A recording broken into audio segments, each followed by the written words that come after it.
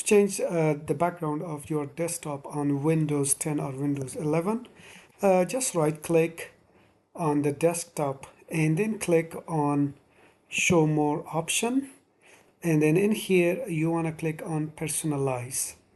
Okay,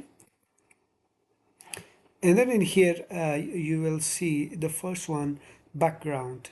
So background image color slideshow, click on that, and then in here you can change the background, the picture. So you can choose any of the recent images that are provided with the Windows, or you can browse and change one. Okay, so basically you click on the browse and then you go to your images and then change one in here. Okay, so I want to choose the one from the Windows, so let's go with this one, and that's it, and it has changed.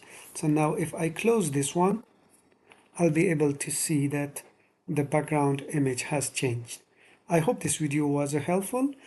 Please do give it a thumbs up and subscribe to my channel. I see you in the next video.